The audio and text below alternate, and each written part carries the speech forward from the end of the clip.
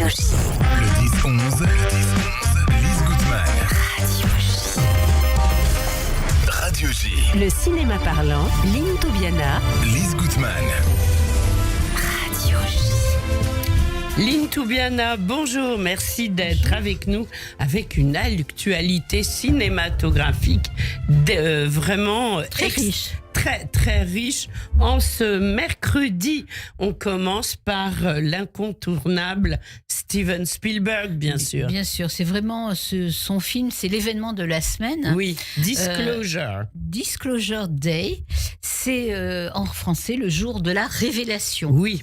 Voilà, c'est un film de science-fiction, un thriller, un blockbuster d'action avec Emily Blunt et Josh O'Connor. Alors donc, avec ce film, Steven Spielberg revient à sa passion pour les extraterrestres, pour les ovnis.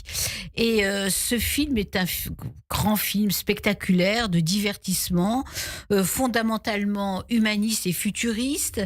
Voilà, c'est après The Fabelmans, qui était un autoportrait, vous vous rappelez, bien on sûr, en avait, très bien, oui. on en avait parlé à ce micro, Oui. qui était un autoportrait de Spielberg. C'est un film intime.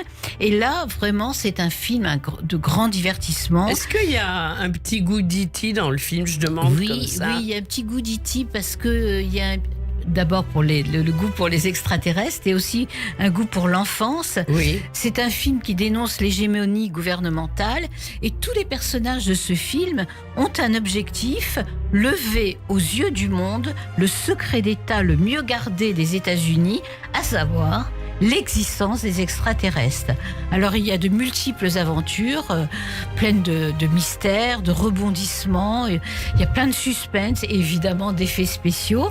Voilà, c'est un nouveau film de Steven Spielberg, à voir en famille, et qui concentre vraiment, Lise, tous les thèmes de prédilection de Steven Spielberg, tous ces sujets. Le cosmos, l'enfance, comme vous disiez, la vie extraterrestre, la famille, la tolérance et le cinéma aussi. Et aussi, une question fondamentale dans le film, c'est la question de la manipulation et de la vérité. Voilà, alors la question que pose le film: comment l'humanité réagirait-elle si on lui annonçait l'existence d'une vie extraterrestre? Je n'ose imaginer. Ça laisse songeur quand même. Ça laisse vraiment songeur. On écoute la musique bande originale film, inspirée de John Williams. Oui.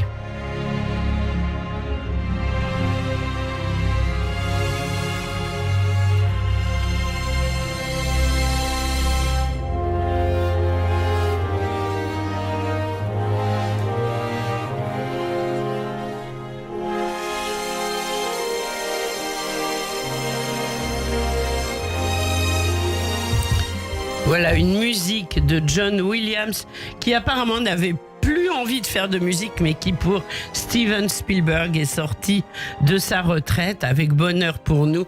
On entend la musique, elle est magnifique. Absolument sublime. Voilà, Disclosure Day de Steven Spielberg. The Christophers de Steven Soderbergh. Voilà, un autre film de Steven Soderbergh, The Christophers. Donc, Steven Soderbergh est aussi un cinéaste américain. Alors là, il s'agit d'une comédie, mais d'une comédie noire assez grinçante. C'est l'histoire d'un face-à-face d'un vieux peintre qui est en panne d'inspiration à une jeune faussaire dont la mission est de terminer les 8 toiles contre une belle somme d'argent. Et cela donne un duo assez inattendu, truculent, avec des dialogues très cinglants entre Ian McKellen, les deux acteurs, et Michaela Coel. C'est une fable, ce film, c'est une fable mélancolique qui ne manque pas aussi d'humour sur la création, aussi sur le refus de la création. Magnifique à voir. A Second Life de Laurence Lama. Alors, cette Second Life est un conte social avec pour actrice principale Agathe Roussel, qu'on avait vu dans Titane. C'est un film français ? C'est un film français. Avec un titre en anglais. Voilà. C'est un conte social qui a été filmé dans le dédale du Paris des Jeux Olympiques. Ah oui. Il nous entraîne justement dans les coulisses des Olympiades parisiennes Super. de 2024 en compagnie d'une jeune hôtesse qui accueille les touristes étrangers. Et cette jeune hôtesse est malentendante, en pleine dépression, et elle fait la rencontre d'un hypnothérapeute. Et ça va bouleverser sa vie. Voilà, un hypnothérapeute qui est chargé de la préparation des athlètes. Voilà, celle-ci se bat contre la dépression. Ce film est assez original. Il a un esprit très nouvelle vague. C'est vraiment ce qui ressort de l'esprit de ce film, de la mise en scène de ce film. Voilà, c'est un film assez contemplatif, on va dire, à voir tout de même pour l'originalité. Super. Au bord du monde de Guérin van de Vorst et Sophie Musel. Voilà. Ça, c'est plus facile à dire. Oui. Guérin, je ne sais pas comment on doit dire. Je ne sais pas non plus, mais enfin, bon, on va le dire comme on veut. Mais nos auditeurs auront compris. Voilà. Avec l'actrice Nathalie Richard, que j'aime beaucoup et qu'on voit peu souvent sur les écrans. Alors, c'est un récit sur l'hôpital public à bout de souffle, et notamment l'hôpital psychiatrique. Alors, c'est l'histoire d'Alexia, une jeune infirmière stagiaire qui travaille dans une unité fermée de l'hôpital psychiatrique et qui va remettre en question cette institution parce qu'elle s'attache particulièrement à une jeune patiente qu'elle juge internée à tort. Voilà, donc avec ce film, on plonge de façon très réaliste dans la dure réalité de l'hôpital psychiatrique. Oui. Donc, à voir absolument Au bord du monde de Guérin van de Vorst et Sophie Musel. On continue, alors c'est incroyable, apparemment la musique de ce film est d'Ibrahim Malouf. Absolument, la musique originale d'Ibrahim Malouf est magnifique. Bon, on entend quelques notes. C'est le film donc... Au bord du monde. Non, c'est le film Fils de personne. Ah pardon, Fils de personne. Fils de personne de Safi Nebou avec... L'acteur principal de ce film, c'est Romain Duris. Et dans ce film, Romain Duris s'interroge sur la paternité face à un enfant adopté dont il recherche la mère en Thaïlande. Un enfant de 4 ans, thaïlandais, et il va rechercher sa mère. Alors Romain Duris est formidable. C'est vraiment mon coup de cœur, Lise, de cette semaine cinématographique. Parce que vous nous parlez de beaucoup de films, mais il y a forcément un coup de cœur. Exactement, vraiment, c'est le premier film que je recommande cette semaine, c'est celui-là, Fils de personne, de Safi Nebou. Romain Duris est formidable. Il joue le rôle d'un personnage veuf, de père adoptif, qui doit apprendre à être père, tout simplement. Et c'est un road movie très émouvant qui nous conduit en Thaïlande. On va écouter peut-être maintenant cette fabuleuse chanson Fils de Jacques Brel. Bien sûr. Fils de bourgeois ou fils d'apôtre, tous les enfants sont comme les vôtres. Fils de César ou fils de rien, tous les enfants sont comme le tien. Le même sourire, les mêmes larmes, les mêmes alarmes, les mêmes soupirs. Fils de César ou fils de rien, tous les enfants sont comme le tien. Ce n'est qu'après, longtemps après, mes filles temps. Alors, fils de Jacques Brel pour illustrer Fils de personne, le nouveau film de Safi Nebou, qui est apparemment le coup de cœur de Lynn Toubiana. Tout à fait, vraiment un très beau film que je recommande. On continue avec Ma famille chérie de Isilde Lebesco. Alors, il y a un très beau casting dans ce film. Ah, super. Alors, Élodie Bouchez, Marisa Berenson, Jeanne Balibar, Elie Semoun. Oui. Voilà. Et c'est un film de retrouvailles familiales porté par cette actrice vraiment bouleversante, Élodie Bouchez. C'est l'histoire de 3 sœurs. Lise, Isilde Lebesco, Élodie Bouchez et Jeanne Balibar. C'est une chronique mélancolique sur une famille qui a partagé des traumatismes, des deuils, des traumatismes communs.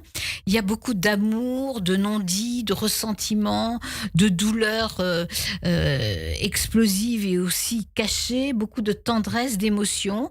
Et c'est l'histoire de 3 sœurs qui s'aiment tout simplement, mais qui se déchirent. Avec le personnage de la mère aussi, qui est très important dans le film, Marisa Berenson, qui est surnommée la Queen.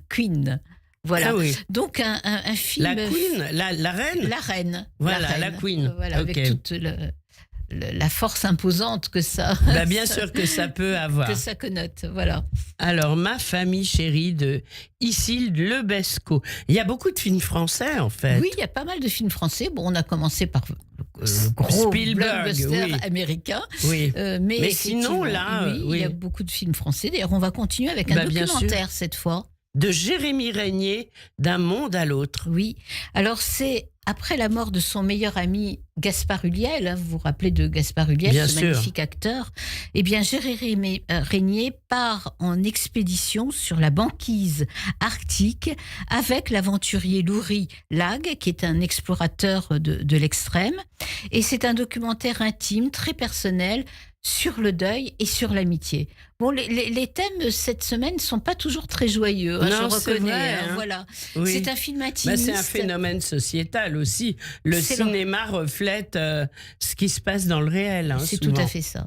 Ouais. Ah, donc voilà, c'est un film initiatique, très émouvant, sincère et délicat, jamais impudique justement sur ce thème du deuil et de l'amitié. On sait si Jérémy Régnier, c'est un rapport avec Yves Régnier? Je ne crois Non, pas. d'accord. Je crois pas que et en J'ai plus je rien crois dit. que ça Ça s'écrit pas pareil. C'est Oui. un acteur belge. Je n'ai rien dit. Alors, 2 reprises maintenant. L'amant de Jean-Jacques Hano. Oui, d'après évidemment Marguerite Duras. La musique est magnifique, là on l'entend. C'est un film avec Jeanne March, Tony Leung et Jeanne Moreau.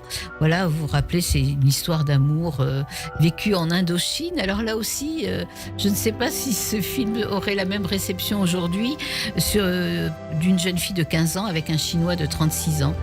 Voilà. Ah oui. Oui, c'est un film très, très esthétique, très lyrique. C'est vrai que dans le monde d'aujourd'hui, ça passe pas trop. Ça passe pas trop. Non. J'ai l'impression pourtant, Duras, Jean-Jacques Hano, des décors magnifiques, une mise en scène esthétique et lyrique incroyable. Voilà. Comme quoi. Voilà. L'amant de Jean-Jacques Hano, on écoute quelques notes.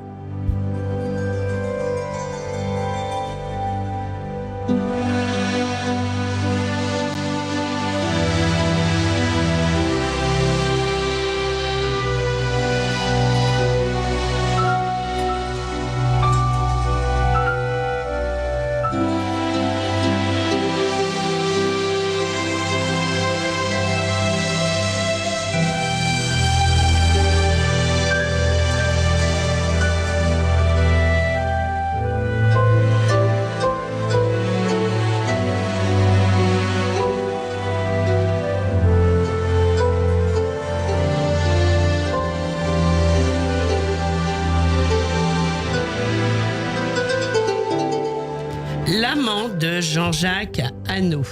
On continue avec Jacques Audiard quand même, Oui, toujours c'est une autre dans les reprises Oui. Sur mes lèvres. Oui, avec Emmanuel DeVos et Vincent Cassel. C'est un film noir, hein, c'est un polar original, palpitant, avec le personnage de Carla, une jeune femme solitaire et malentendante. Ça fait le deuxième personnage malentendant de la série, dont la vie va être aussi bouleversée par une rencontre. C'est un très beau film, ce film Sur mes lèvres de Jacques Audiard, qu'on peut voir et revoir. Donc à voir absolument. Film Bercy 1993, de quoi s'agit-il ? Voilà, alors comme à l'accoutumée, on va terminer sur un film musical, sur un concert au cinéma, et un concert de Johnny Hallyday. Ah bah quand même, oui, Voilà, 1993, ça sort le 15 juin. Voilà, ça sort le 15 juin. Un peu juin. en dehors des dates habituelles. Oui. Alors, c'est notre Johnny national ? Oui, c'est notre Johnny national qu'on va écouter tout de suite d'ailleurs.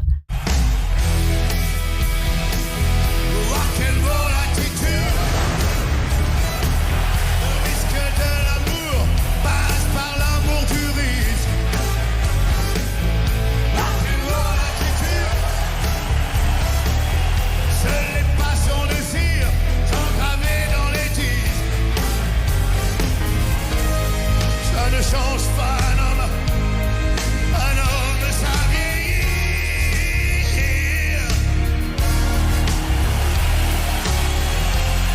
Ça ne meurt pas un homme. Notre Johnny national sur Radio J, on aura reconnu, et c'est dans le cadre du film Bercy 1993 qui sort le 15 juin. Voilà.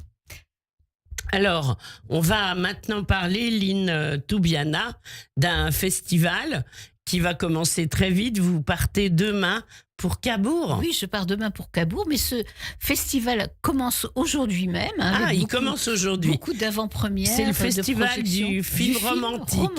Voilà. J'adore, je vais vous rejoindre. Oui, donc c'est vraiment... J'espère que ça va être vraiment romantique, ça fait du bien. Oui, ça fait du bien parce que là, vraiment, c'est un festival avec des films qui sont dédiés à la passion, à l'amour et aussi à la rêverie. Donc, qu'est-ce que j'aime. Voilà, après tous ces films qu'on a vus aujourd'hui, je pense qu'on en a besoin. Voilà. Alors voilà, donc il y a un choix de films formidables, beaucoup d'avant-premières. La présidente du jury cette année, c'est Agnès Jaoui, que je vais essayer d'interviewer. Ah bah oui. Et puis et on remet un Swan d'honneur à Isabelle Huppert. Alors le Swan, c'est le signe. Le Swan, c'est le signe. Voilà, en Proust, anglais. Voilà, et c'est la récompense. C'est la récompense, voilà. C'est le trophée du festival. Et puis également, il y a Xavier Dolan qui est là, qui est président du jury du court-métrage. Beaucoup de beau monde, beaucoup de personnalités qui sont invitées, beaucoup de films en présence des équipes. Donc ça, c'est vraiment dans un cadre enchanteur. Et puis, je voudrais quand même aussi noter que le vendredi soir et le samedi soir, il y a Bernard Toubiana, oui. qui est au piano qui chante, c'est-à-dire qui est au piano du Grand Hôtel de Cabourg. C'est votre famille, non ? Oui, c'est un cousin. Ah, cousin, donc voilà. Génial. Et c'est vrai que dans le hall du Grand Hôtel, il y a un piano et que même hors festival, on y va souvent le week-end pour boire un pot, prendre l'apéritif, et au son du piano, c'est juste magnifique. Et alors, Bernard Toubiana, selon son concept, le piano qui chante, eh bien, il accompagne tous les artistes qui veulent chanter comme ça spontanément. Génial. Et il arrive à chaque fois à faire chanter tout le monde. C'est beaucoup moins guindé que Cannes, c'est quand même. Absolument pas guindé, c'est beaucoup plus accessible et plus. Il y a un esprit presque bon enfant dans ce festival. On y court. Voilà. Donc, je parlerai plus précisément de ce festival la semaine prochaine, et j'espère que j'aurai la possibilité d'inviter la réalisatrice de Chana, un film que j'ai vu à Cannes et que j'avais beaucoup aimé. Voilà. Eh bien, écoutez, on le souhaite. Vous revenez quand à Paris ? Alors, dimanche. D'accord, dimanche donc soir. ça va être une courte visite, mais du coup, vous nous racontez tout la semaine prochaine. Oui, alors je voulais vous dire aussi qu'il y a toujours le jeudi soir un dîner caritatif, un dîner de gala, avec une personnalité, un chanteur ou une chanteuse, une célébrité. Et cette année, c'est Robert Charlebois. On va écouter la chanson que je préfère de Robert Charlebois, La complainte d'un phoque en Alaska. Magnifique.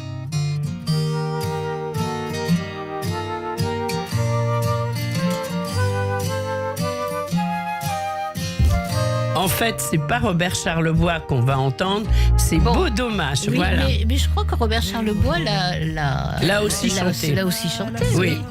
Mais là, c'est Beau Bon, Dommage. là, voilà. bon, Serge nous a concocté la version Beau Voilà, Dommage. originale. Ouais. Originelle. Pourquoi pas? Oui. est parti gagner sa vie dans un cirque aux États-Unis. Le phoque est tout seul, il regarde le soleil qui descend doucement sur le glacier. Il pense aux États en pleurant tout bas. C'est comme ça quand ta blonde t'a lâché.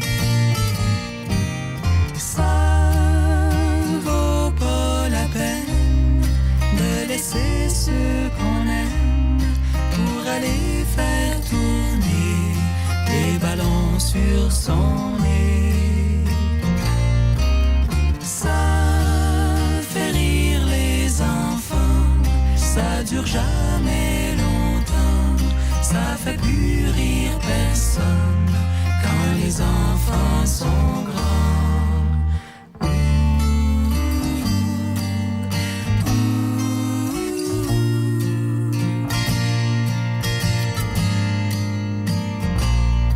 Quand le phoque s'ennuie, il regarde son poil qui brille comme les rues de New York après la pluie.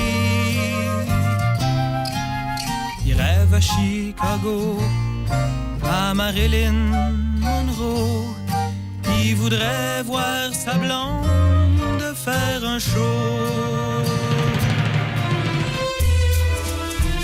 Merci Lynn Toubiana, très bon festival de Cabourg, le festival du film romantique.